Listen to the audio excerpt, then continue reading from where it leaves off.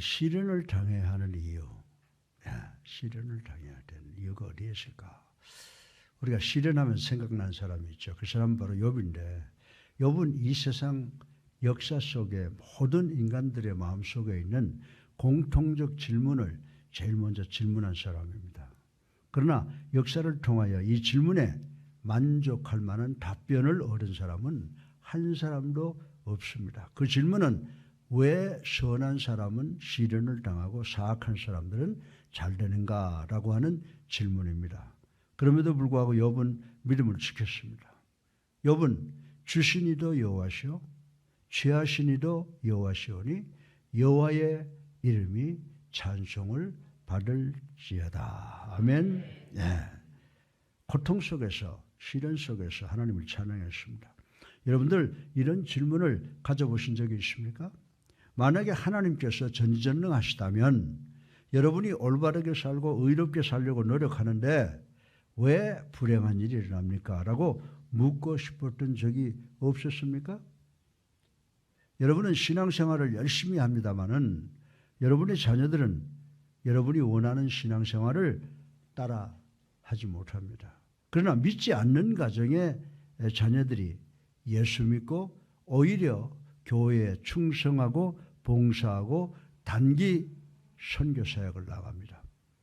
예수 믿는 의로운 자들은 가난과 아픔과 시련과 고난을 당하는데 불의한 자들이 부자가 되고 잘 나가는 이유가 도대체 무엇입니까? 저는 이런 질문을 대단히 자주 대면합니다. 도대체 왜 의로운 사람은 젊어서 죽고 불의한 사람들은 오래 삽니까? 도대체 진정한 의가 어디에 있는가에 대해서 궁금하게 생각을 해본 경험이 많이 있습니다.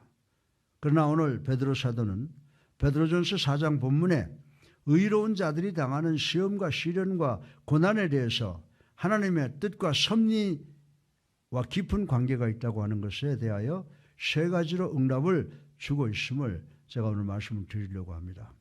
오늘 설교 본론의 첫째로 베드로 사도는 시험과 시련과 고난은 우리 하나님께서 익히 아시고 계시는 불가피한 연단이므로 우리 성도들은 늘 예상하면서 살아가야 된다라고 가르쳐주고 있음을 생각해 보겠습니다. 우리 다 같이 4장 12절을 읽어보겠습니다. 시작. 사랑하는 자들아 너희를 연단하려고 하는 불시험을 이상한 일 당하는 것 같이 이상히 여기지 말고. 아멘. 여러분이 시험이나 시련이나 고난을 당하면 놀라지 마시길 바랍니다. 왜냐하면 그것은 지극히 정상적이기 때문인 줄로 믿으시기를 주님의 이름으로 축원합니다. 시험이나 시련이나 고난의 의미는 여러 가지 있겠지만 두 가지의 의미가 있다고 본문에 기록이 되어 있습니다. 우리들은 또 시험과 시련과 아픔을 늘 예상해야 된다고 말씀을 하고 있습니다.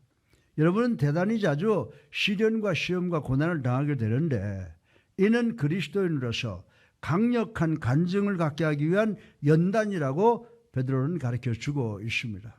14절 상반절에 보면 너희가 그리스도의 이름으로 치욕을 당하면 복 있는 자다 이렇게 말씀을 하고 있습니다. 초대교회 성도들은 예수 그리스도에게 속했다는 이유 하나로 무수한 핍박과 욕을 당했다는 사실을 우린 잘 알고 있습니다.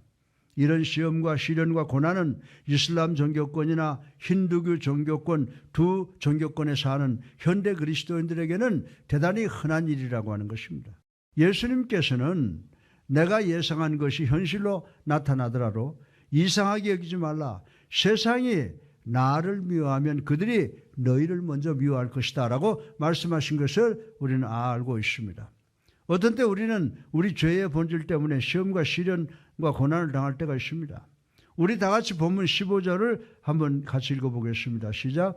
너희 중에 누구든지 살인이나 도둑질이나 악행이나 남의 일을 간섭하는 자로 고난을 받지 말려니와. 아멘.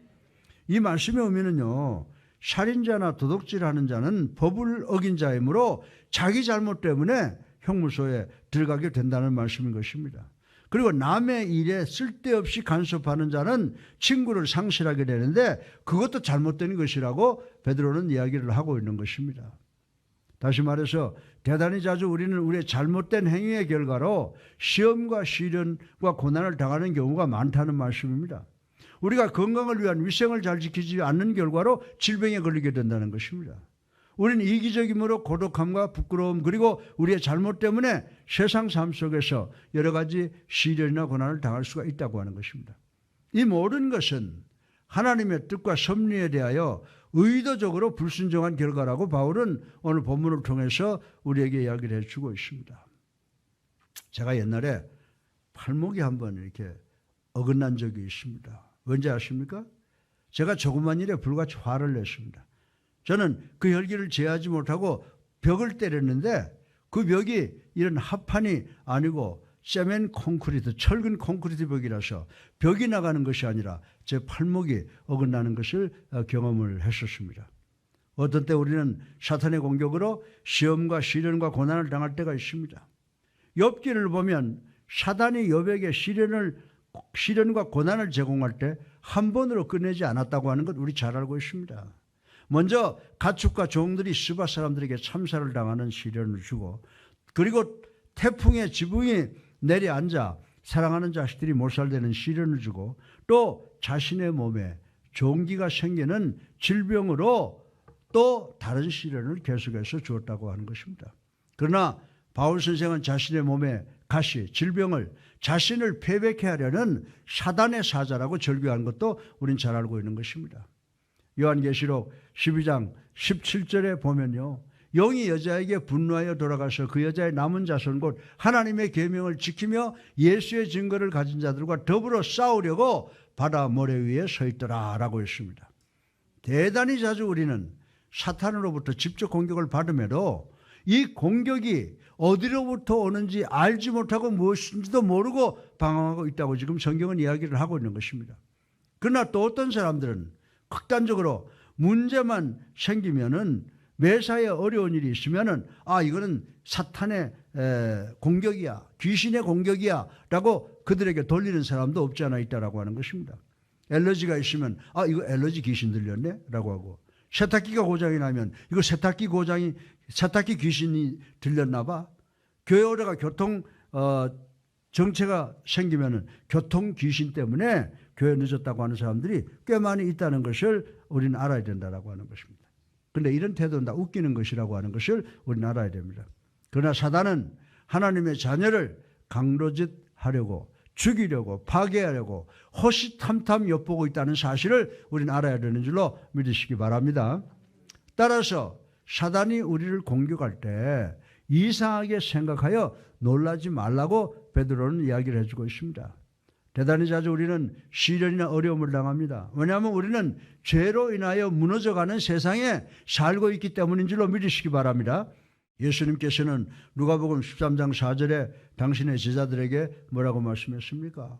또 실로암에서 망대가 무너져 치어 죽은 18사람이 예루살렘에 거한 다른 모든 사람보다 죄가 더 있는 줄 아느냐?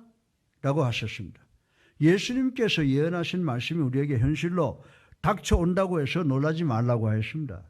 여러분이 세상에 사는 한 우리는 문제와 시련과 고난을 직면하게 되어 있다고 성경이 우리들에게 가르쳐주고 있습니다.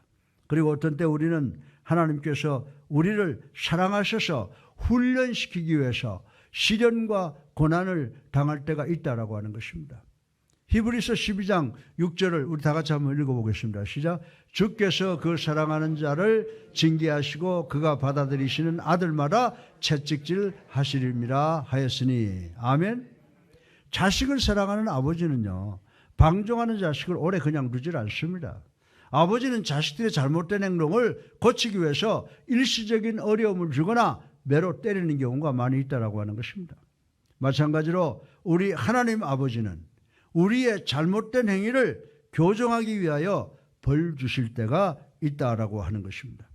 요나가 하나님의 말씀에 불순종하여 니느웨가 아니라 다시스로 갈 때 하나님께서는 그가 탄 배에 대단히 무서운 폭풍을 주셨습니다. 그리고 고래배 속에 3일간이나 가둬두셨다가 그가 고래배 속에서 회개할 때 고래로 하여금 해변에 와서 그를 터해놓게 했다고 하는 것입니다. 그리고 요나는 그 해변에서 이제부터는 내가 하나님께 절대로 순종하겠다고 결심한 모습을 우리 성경을 통해서 볼 수가 있습니다. 오늘 본문은 우리 주님께서 우리에게 이 세상에서 문제와 시련과 고난을 당할 것을 경고해 주시면서 여러분과 저의 삶 속에서 이런 문제와 시련과 고난이 일어날 때 놀라거나 두려워하지 말라고 권면하고 계심을 깨달으시는 우리 모두가 되시기를 주님의 이름으로 축원합니다. 두 번째 교훈은 베드로 사도께서 성도들에게 일어나는 시험과 시련과 고난은 하나님의 목적이 있으므로 오히려 또 다른 축복을 기대하라고 하신 말씀을 생각을 해 보겠습니다. 우리 다 같이 13절을 읽어 보겠습니다. 시작. 오히려 너희가 그리스도의 고난에 참여하는 것으로 즐거워하라. 이는 그의 영광을 나타내실 때에 너희로 즐거워하고 기뻐하게 하려 함이라. 아멘. 예. 만약에 여러분이 상처로 아픔을 당하면 여러분은 예수님께서 여러분을 위해서 여러분보다 더 아픔을 당했다는 것을 깨달아야 되는 줄로 믿으시기 바랍니다. 그리고 여러분이 상처를 당하면 여러분은 예수 그리스도의 시련과 고난에 동참하게 된다. 이렇게 이야기를 하고 있습니다.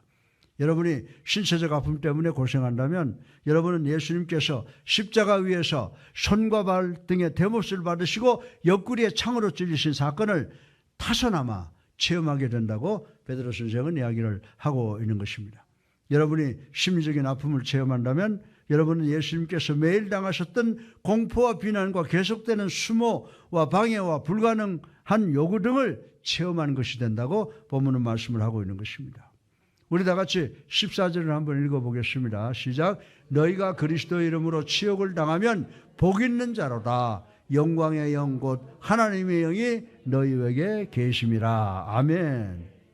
여러분이 문제와 시련과 고난이 여러분에게 일어나면 여러분은 더 성장하게 된다는 말씀인 줄로 믿으시기 바랍니다. 우리 다 같이 야고보서 1장 2절로 4절을 함께 읽어보겠습니다. 시작. 내 형제들아 너희가 여러 가지 시험을 당하거든 온전히 기쁘게 여기라. 이는 너희 믿음의 시련이 인내를 만들어내는 줄 너희가 알미라. 세상 사람들은 여러분이 고난당할 때 어떻게 반응하는가를 보시기를 원합니다. 여러분이 고난 속에서도 하나님께 영광을 돌리고 하나님께 찬송을 부르면 여러분은 하나님께 대한 여러분의 간정을 강화시키는 것이라고 성경은 이야기를 하고 있습니다. 그리고 여러분의 신뢰도는 크게 향상되는 것입니다. 또한 사람들은 여러분의 말에 귀를 기울이게 될 것이라고 성경은 우리들에게 가르쳐주고 있습니다. 여러분은 오래전에 러시아 근방의 체첸공화국에서 1200명의 중학생들을 학교 체육관에 인질로 가두어 놓고 52시간을 음식과 먹을 것을 주지 않았던 사건을 기억하시는 분들이 계실 줄 압니다. 이 사건은 인간이 당할 수 있는 경험 가운데 가장 최악의 경우였습니다. 그런 후에 폭발물을 터뜨렸습니다. 그리고 360명의 어린 인질들이 살해를 당했습니다. 물론 저들의 부모들과 가족과 그 사회는 온통 슬픔과 분노로 들끓었습니다. 이 아이들의 장례식에 거의 수천여 명의 조문객들이 참여를 했습니다. 그때 그 추모 예배를 집례하는 러시아 정교회 목사님께서 평화와 용서를 논했습니다. 그때 조문객들은 지금은 평화와 용서를 논할 때가 아니라 정의와 복수를 논할 때라고 소리쳤습니다. 장례가 소란해지자 침례교회의 세르기아 테리 목사가 즉흥적인 설교를 시작을 했습니다. 우리는 아무도 저주하기를 원치 않습니다. 우리는 아무도 증오하기를 원치 않습니다. 우리는 희생당한 우리 아이들의 빛을 세상에 비추기를 원합니다. 우리는 우리 아이들은 하나님과 함께 있는 줄로 믿습니다. 우리는 이 나라의 모두가 똑같은 생각을 갖기를 원합니다. 라고 했습니다. 그 순간에 수많은 사람들이 갑자기 눈물을 흘리며 조용해졌습니다. 그들은 이 침례교 목사님의 그 설교를 듣기 시작을 했습니다. 왜냐하면 이분도 그 무서운 현장에서 두 자녀를 잃어버린 엄청난 슬픔과 고난을 함께 체험한 분이기 때문입니다. 그의 말은 동감을 만들어냈고 신용을 얻었습니다. 그러나 첫 번째 목사님은 그런 권위를 갖지 못했습니다. 아마도 아픔과 시련과 고통을 지나가기를 자원하지 않습니다. 아무도. 그러나 여러분이 문제와 시련과 고난 속에 있으면 여러분이 가진 그 상처가 여러분의 영향을 극대화하고 여러분의 말에 권위가 있게 한다는 사실을 우리는 알아야 되는 줄로 믿으시기 바랍니다. 우리 다 같이 17절을 한번 읽어보겠습니다. 시작. 하나님의 집에서 심판을 시작할 때가 되었나니 만일 우리에게 먼저 하면 하나님의 복음을 순종하지 아니하는 자들의 마지막은 어떠하며. 아멘. 이 말씀이 오면은 하나님께서 언젠가 의로 대하신다는 것입니다. 의를 위하여 참고 인내하면 이는 칭찬받을 만하다라고 하는 것입니다. 그리고 야고보 선생은 참고 인내하면 어떻게 된다고 그랬어요? 축복을 받게 된다라고 말씀을 했습니다. 여러분은 하나님께서 욥의 인내를 보시고 축복하셨음을 보셨을 것입니다. 다시 말해서 하나님께서 욥에게 인애와 자비로 대하셨습니다. 하나님께서는 욥의 인내를 보시고 처음 소유보다 배가 되는 축복으로 보상해 주신 사건을 우리는 잘 알고 있는 것입니다. 우리가 성경을 보면 우리가 참고 인내하면 그리고 하나님 앞에서 신실하면 하나님께서 언젠가 축복하시겠다고 약속을 하셨습니다. 그러나 그 보상은 꼭 이 땅이 아닐 수도 있다는 것입니다. 하늘나라에 가서 받을 수 있다는 것을 믿는 우리가 되기를 주님의 이름으로 축원합니다. 셋째로 마지막으로 심판의 날이 올 때 시험과 시련과 고난을 참고 인내하는 사람들에게 하나님께서 영광의 생명의 면류관을 받는 날이 될 것이라는 베드로 사도의 말씀을 생각해 보겠습니다. 그러나 불의하게 부자가 된 자들은 절대로 하나님께 감사하지를 않습니다. 우리 다 같이 18절을 읽어보겠습니다. 시작. 또 의인이 겨우 구원을 받으면 경건하지 아니한 자와 죄인은 어디에 서리요. 아멘. 이 사실 구원받는다는 것은 대단히 힘듭니다. 사람들이 구원받아 의로운 자들이 되는 값은 예수 그리스도의 십자가의 보혈인 줄로 믿으시기 바랍니다. 그러나 만약 사람들이 예수 그리스도를 거부하면 그들은 불의한 자가 되고 예수 그리스도밖에 사는 값으로 영원한 시간을 하나님과 분리된 삶을 살게 될 것이라고 이야기를 하고 있습니다. 우리 다 같이 19절을 함께 읽어보겠습니다. 시작. 그러므로 하나님의 뜻대로 고난을 받은 자들은 또한 선을 행하는 가운데 그 영혼을 미쁘신 창조주께 의탁할지어다. 아멘. 예. 이 말씀은 조물주께서 여러분에게 관심과 사랑을 가지시고 여러분을 인도하시고 보여주신다는 말씀인 줄로 믿으시기 바랍니다. 이 위대한 하나님께서 여러분을 먹이시는 분이신 줄로 믿으시기 바랍니다. 이 위대한 하나님께서 여러분을 입히시는 분이신 줄로 믿으시기 바랍니다. 그리고 이 위대하신 하나님께서 여러분의 삶을 주관하시는 주인인 줄로 믿으시기를 주님의 이름으로 축원합니다. 이 말씀은 여러분에게 하나님의 주권을 상기하게 하십니다. 하나님께서 모든 것의 주인, 즉 주관자라는 것입니다. 하루에 모든 피조물을 만드신 이 하나님을 믿고 의지하라는 것인 줄로 믿으시기 바랍니다. 사랑하는 성도 여러분, 우리에게는 미래를 본 분이 없는 줄로 믿으시기 바랍니다. 따라서 이 세상에 어느 사람도 지혜로운 선택을 할 수가 없다고 하는 것입니다. 그래서 우리는 그 선택할 수가 없는 것이고 우린 좋은 것과 나쁜 것도 구별할 수가 없는 존재입니다.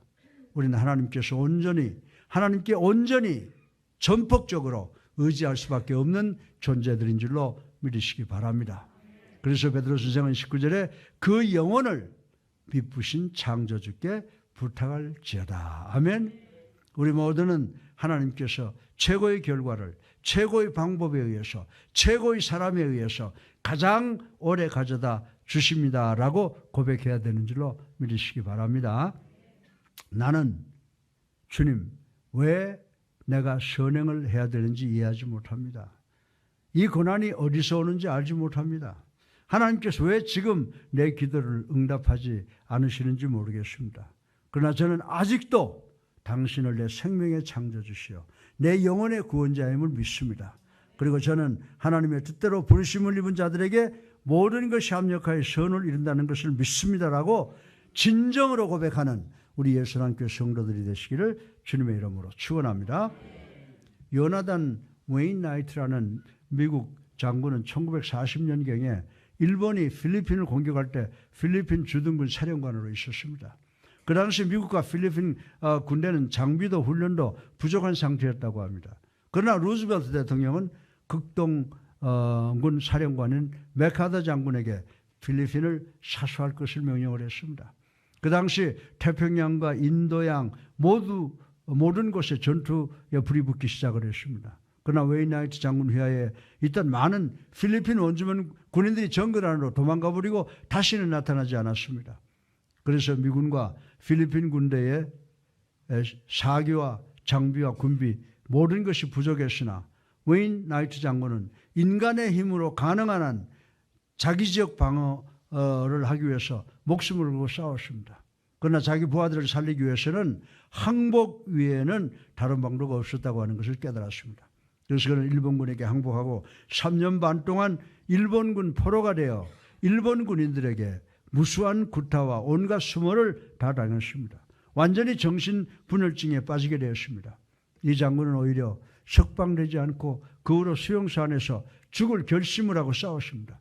왜냐하면 항복하지 말라는 명령을 어기고 항복했으므로 군사재판에 회부될 것이고 자신의 가족이 배신자의 가족이라는 수모를 당할 것을 두려워했기 때문입니다.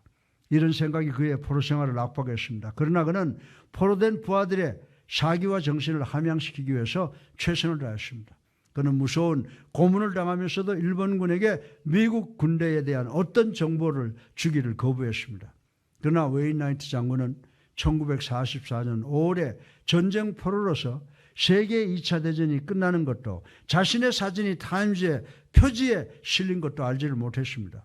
그의 부하들 모두는 그를 존경한다고 했습니다. 사랑한다고 했습니다. 타임즈에 이런 기사가 실렸습니다.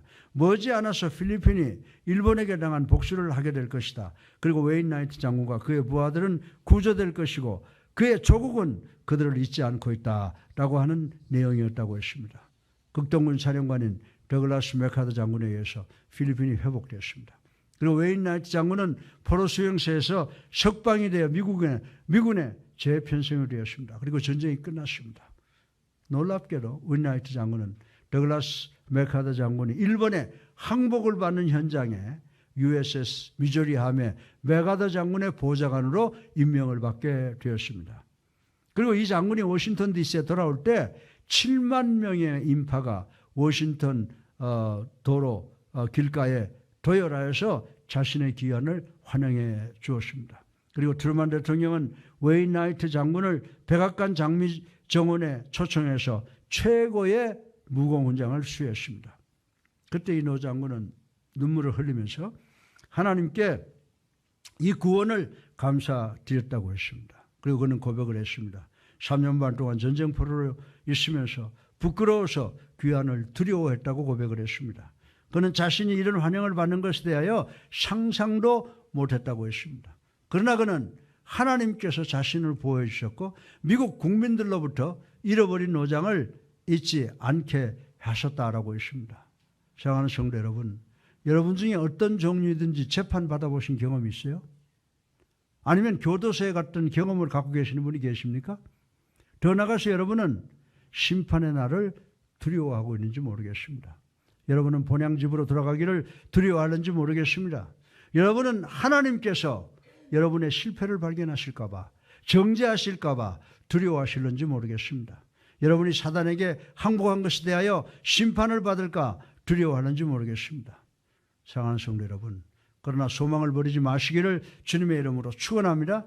우리 하나님은 문제와 시련과 고난을 당하는 여러분과 저를 사랑하시고 아직도 잊지 않고 계신다는 사실을 명심하시기를 주님의 이름으로 축원합니다.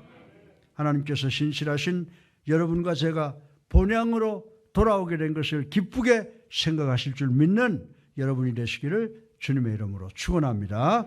결론적으로 하나님께서는 두려움에 떠는 우리에게 착하고 충성된 종아 잘했도다. 내가 작은 일에 충성했으므로 주인의 큰 기쁨에 참여하게 하겠다라고 하시며 여러분에게 생명의 면류관을 씌워주실 줄로 믿으시기 바랍니다.